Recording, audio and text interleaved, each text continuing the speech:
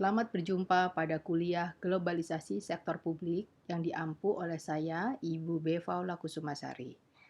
Baik, dalam pertemuan pertama kali ini, kita akan mengambil tema apa itu globalisasi. Kita mengambilnya dari dua sumber ya, dari Hammond C. dan Gross tahun 2003 di artikel yang berjudul Risman, Purman, Resources on Globalization. Ini dari jurnal Reference Service Review nomor 3 volume 31. Dan yang sumber kedua dari Irani dan Noruzi tahun 2011 yang berjudul Globalization and Challenges, What are the Globalization Contemporary Issues? Dari jurnal International Journal of Humanities and Social Sciences volume 1 nomor 6. Pertama, kita mengawali globalisasi ini dengan fakta bahwa sekarang semua orang di dunia itu menjadi saling terkoneksi, saling tahu, saling mengetahui satu sama lainnya. Karena semua orang saling terkoneksi ini, maka ini sudah disebut globalisasi. Kita akan mengetahui apa yang dilakukan oleh teman-teman kita di Amerika, teman-teman kita di Amerika mengetahui saudara-saudaranya di Afrika, kemudian begitu juga di seluruh dunia. Globalisasi pada dasarnya itu menyentuh beberapa aspek seperti ekonomi, masyarakat, yang mereka itu semakin terintegrasi dan sudah tidak ada lagi batasannya. Sudah susah dilihat batasan-batasannya. Ini menurut Nielsen tahun 2010. Nah, globalisasi ini mencakup berbagai aspek seperti politik, ekonomik, dan budaya. Dan secara sederhana, globalisasi itu menjadi satu buzzword ya yang penting di dalam dunia akademik dan juga otomatis di contemporary political debate. Ini banyak dibicarakan. Baik, ketika kita berbicara tentang globalisasi, ada banyak sinonim yang menyepadankan dengan globalisasi. Seperti ketika kaum liberal, klasik liberal itu mengatakan bahwa oh globalisasi itu sama dengan free market, kebijakan free market dalam dunia ekonomi. Jadi atau kata lainnya juga disebut economic liberalization. Itu sinonimnya ya dari globalisasi. Nah, dengan banyaknya pertumbuhan kultur-kultur barat ini, baik dari sisi politik, ekonomi, dan kehidupan budayanya, kemudian semakin dipengaruhinya dengan perkembangan informasi dan teknologi, sehingga globalisasi juga diberi nama sebagai Internet Revolution, gitu. Nah, ketika Internet Revolution ini terjadi, berarti ada perubahan terhadap cara pandang terhadap humanity. Nah, hal inilah yang nanti di kuliah-kuliah berikutnya kita akan membicarakan tentang pro dan kontra dari globalisasi ini. Karena ternyata dari kelompok-kelompok yang kontra ini menyatakan bahwa globalisasi ini justru sumber dari konflik sosial yang muncul di dunia. Nah, teman-teman bisa berpikir beberapa pertanyaan gini. Ada 4 pertanyaan penting dalam globalisasi. Pertama, apakah globalisasi itu tentang orangnya, tentang perpindahan barang yang saling terkoneksi, atau sebenarnya globalisasi itu cuma state of mind, cara berpikir aja. Cara berpikir yang luas, yang tidak terkotak-kotak. Apakah globalisasi disederhanakan seperti itu? Atau globalisasi juga diberi makna sebagai perdagangan lintas batas. Jadi sekarang kita bisa membeli produk-produk dari Amerika, dari Cina, dari Kanada dengan mudahnya. Dengan berbagai platform perdagangan yang online, yang kemudian ini memberikan kita kemudahan dalam mencari barang yang dari luar negeri. Kalau dulu ya, mungkin kita hanya dapat oleh-oleh ketika seseorang pergi ke luar negeri.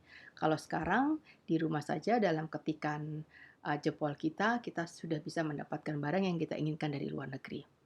Nah, ada pertanyaan yang lain lagi yang sering ditanyakan ketika kita membahas globalisasi, yaitu apakah ini semata hasil dari perkembangan internet ataukah ini karena perkembangan internet yang tinggi ini juga disebabkan meningkatnya ketersediaan transportasi yang murah, yang mudah ke seluruh dunia. Apakah ini juga menjadi penyebab dari munculnya globalisasi?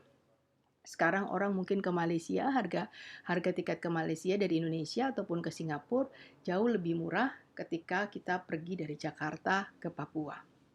Kita bisa pulang pergi ke Malaysia 2-3 kali dan itu baru satu harga tiket ke Papua. Apakah hal ini disebabkan karena tiket murah? Ada pertanyaan seperti itu. Kemudian pertanyaan yang lainnya adalah, ini globalisasi baik atau buruk ya? Nah, nanti kita akan membahas lebih jauh tentang sisi-sisi baik dan buruknya. Sebenarnya globalisasi itu bukan fenomena baru. Dalam urusan-urusan lingkungan, misalnya perubahan lingkungan, dan jelas dengan adanya ekonomi yang terintegrasi, semua ini sudah menunjukkan tentang globalisasi. Contoh, ketika kita mempelajari bencana, bencana itu hadir tidak semata milik kabupaten tertentu, kota tertentu, provinsi tertentu, atau negara tertentu. Lihat tsunami 2004, bagaimana tsunami di Aceh bisa memporak-porandakan di Asia Tenggara. Itu sudah semuanya adalah fenomena global sebenarnya. Jadi ini sudah lama sekali globalisasi dan kurang lebih ada sekitar 20 tahun yang lalu banyak ahli-ahli itu sudah mulai berbicara berbagai cabang-cabang ilmu pengetahuan yang didiskusikan dalam ranah sosial fenomena yang disebut globalisasi ini. Oke. Nah, globalisasi ini ternyata juga memberikan keragaman rasa. Ini maksudnya apa? Nanti saya jelaskan. Keragaman homogenization of people taste and demand pattern around the world due to increased access to international communication of information about products and service, transportation of product and people across borders. Ini maksudnya. Sekarang ini rasa, di sini kan ada pernyataan memiliki kesamaan rasa, memberikan rasa. Coba sekarang, rasa Kentucky di Indonesia, di New Zealand, di Australia, di Amerika sama. Jadi sekarang rasa itu menjadi mengglobal. Rasa Kentucky dapat dirasakan oleh orang sekarang di Sleman dengan mudah. Rasa McDonald bisa dengan mudah dirasakan oleh orang dari Gunung Kidul. Dan rasa ini sama. McDonald-nya punya rasa, punya roti yang sama dengan roti yang ada di California. Begitu. Nah, rasa-rasa ini yang akhirnya menjadi menyeragam. Menyeragam karena orang menjadi lidahnya punya rasa yang sama. Nah, makanya banyak perusahaan-perusahaan franchise itu, kuliner itu, yang akhirnya memberikan rasa-rasa yang sama. Seperti kita mungkin bisa mengenal produk-produk seperti KFC, Pizza Hut, McDonald, Burger King, itu contoh-contoh aja. Begitu juga dengan baju pakaian, cara kita mengenakan pakaian ini. Sekarang banyak toko-toko misalnya H&M, Uniqlo, dan itu kain, kemudian bajunya, modelnya itu sama di seluruh dunia. Dan ini jadi memberikan taste yang sama. Dan begitu juga seperti communication. Kita bisa memiliki handphone yang sama dengan orang-orang di Amerika, kemudian sepeda yang sama, sekarang lagi booming tentang Brompton. Nah, di Indonesia juga bisa, kita bisa memiliki juga Brompton dengan mudah, banyak dijual dengan mudah. Dan jadi rasanya menjadi sama. Dan sudah tidak ada lintas batas lagi dari globalisasi ini. Oh, kalau Amerika begini rasanya, enggak juga. Paling nanti yang bermain dalam sisi kelokalan sebuah produk yang universal adalah dari segi mungkin tampilan atau kekhususan. Misalnya kalau di New Zealand ada burgernya namanya kiwi burger, bukan daging dari kiwi, tetapi sebenarnya itu burger saja pakai telur, ditutup biasa sayuran itu, dan itu dinamakan kiwi burger karena ada ciri khasnya. Mungkin di sini di Indonesia ada burger yang dengan rasa manis atau rasa pedas dan ayam pakai nasi, dan itu nggak ditemukan di tempat lain. Nah, hal-hal seperti ini yang akhirnya rasa itu menjadi global. Rasa, pilihan, dan macam-macam akses itu menjadi sangat global. Begitu juga ketika kita sekarang kuliah ya, kita menempuh pendidikan. Kita sudah bisa merasakan pendidikan ala Harvard, ala Australia, ala Belanda. Ini semuanya dengan daring dengan model-model pembelajaran online. Kita semuanya, dan itu diakses dengan sangat mudah dan sangat gratis. Misalnya dengan adanya Coursera. Gitu. Nah, tadi saya menceritakan tentang ada pro dan kontra. Nah, pro dan kontra ini dalam bahasa globalisasi disebut juga stream atau arus. Arus yang pro atau arus yang kontra. Selalu di setiap kondisi, di setiap konsep selalu ada dua arus, pro dan kontra. Mari kita lihat ketika dia pro. Orang-orang atau ahli-ahli dari pro globalisasi itu bilang bahwa globalisasi itu membawa lebih banyak kesempatan untuk semua orang. Ya, sekarang orang bisa bekerja di perusahaan multinasional tanpa harus dia pergi ke Singapura, ke Amerika, ke Inggris dan sebagainya. Dan pro globalisasi ini mereka juga mengatakan bahwa ini meningkatkan kompetisi dan ini bagus sekali gitu loh. Dengan adanya kompetisi, maka sebuah hasil produksi itu menjadi lebih efisien. Nah, ini yang pro ya, yang pro. Tapi pasti selain pro ada juga yang kontra. Apa itu kontra? Yang kontra itu bilang bahwa ini kan resources sebuah negara. Ini tidak bisa dimiliki, dimanfaatkan oleh negara lain, oleh sumber daya yang lainnya.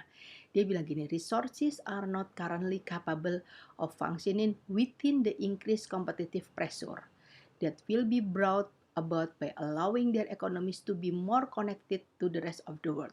Milik saya adalah milik saya, bahasa mudahnya ya. Milik kamu adalah milik kamu. Jadi mereka bilang kalau ada orang lain yang berkuasa dan datang ke negara kita, ini hanya sebenarnya menguntungkan investor dari luar aja. Tetapi walaupun ada tawaran terhadap tenaga kerja, tapi sangat sedikit sekali impact-nya pada masyarakat lokal. Ini yang kontra globalisasi. Contoh-contohnya kita akan bisa lihat dalam kuliah selanjutnya. Baik, tadi dikatakan di depan bahwa globalisasi itu juga menyebabkan perubahan budaya, perubahan culture. Baik, bagaimana ini bekerjanya? Pertama, kita berangkat dari teknologi itu menciptakan berbagai kemungkinan pada terjadinya perubahan budaya. Sekarang perhatikan bagaimana anak-anak kita mencantumkan cita-citanya sebagai YouTuber. Gitu. Karena apa? Karena mereka selalu melihat dari YouTube itu dan itu adalah bagian dari cita-cita mereka sekarang. Jadi cita-cita anak-anak itu bukan semata jadi polisi, ABRI, dokter, TNI kayak gitu ya, bukan. Sekarang mereka punya cita-cita jadi YouTuber. Jadi e-sport player misalnya. Jadi itu sangat dipengaruhi oleh teknologi. Nah, kemudian dengan teknologi dia melahirkan berbagai macam kemudahan internet, ini fax machine walaupun sudah kuno ya, satelit, kabel TV, dan semuanya itu melepas batas-batas budaya. Netflix misalnya, kita udah bisa melihat film-film terbaru di Netflix gitu ya. Jadi itu melepas batas-batas budaya. Apa yang sedang siaran langsung di Amerika bisa kita saksikan juga, walaupun nanti pasti ada beda jam ya. Nah, kemudian dari batasan yang sudah tidak ada lagi itu melahirkan yang namanya global entertainment companies.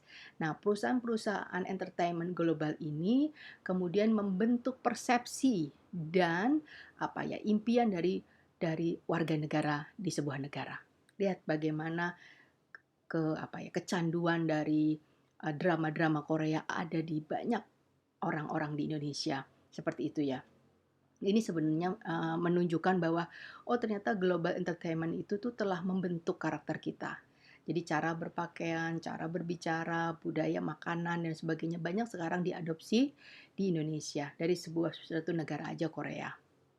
Kemudian, nah ini positif atau negatif tergantung cari cara pandangnya, tetapi bahwa ternyata global entertainment companies ini yang memberikan atau membentuk persepsi baru ini ternyata telah menyebarkan value, nilai-nilai, norma-norma budaya baru itu yang kemudian cenderung mengikuti dari budaya yang negara tersebut. Seperti tadi ya, Korea dengan skincare-nya banyak sekarang masuk produk-produk Korea kecantikan ke Indonesia dengan filmnya, dengan makanannya, dengan dramanya, dengan cara berpakaiannya, semuanya banyak sekali sekarang. Dan ini adalah efek dari globalisasi. Baik, untuk pertemuan pertama kita telah sedikit punya bayangan tentang globalisasi.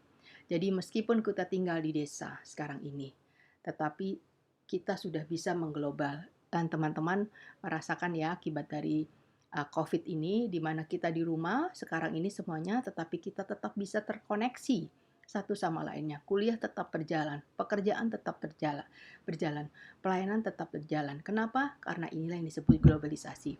Sekarang banyak sekali webinar-webinar yang teman-teman bisa akses dari seluruh dunia. Dan itu benar-benar dampak yang kita rasakan dari globalisasi. COVID ini telah menyebabkan globalisasi itu semakin berkembang. Sekarang globalisasi di masa COVID ini coba kita lihat pengaruhnya yang lain. Misalnya orang bersepeda.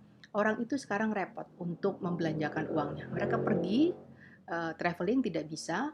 Akhirnya apa? Mereka membelanjakan sepeda-sepeda mahal dengan harga berlipat-lipat yang overpriced sekali. Dan ini juga sepeda-sepeda itu didatangkan dari luar negeri, gitu ya. Nah, hal-hal seperti ini yang kemudian menjadi mengglobal. Jadi kita udah tidak bisa lihat lagi. Kadang-kadang malah justru kita lihat orang Indonesia yang terlalu ke Korea-Koreaan mungkin atau ke barat-baratan malah seringkali berlaku seperti itu. Baik, ini pertemuan awal kita. Kita akan banyak nanti membahas tentang globalisasi, tapi teman-teman bisa lebih memperdalamnya dengan membaca dua sumber ini. Sumber ini sangat menarik untuk dikaji, rich man, poor man, sepertinya itu ya. Jadi ini ada orang kaya, orang miskin, sumber-sumber globalisasi ini ide yang bagus sekali. Tulisan ini teman-teman bisa membaca. Kemudian juga dalam globalisasi dan challenges itu teman-teman bisa melihat tantangan-tantangannya. Saya hanya men-trigger kuliah, tetapi teman-teman yang kemudian harus mengeksplor lebih lanjut. Baik, saya akhiri kuliah kita kali ini. Kita ketemu lagi dalam kuliah berikutnya.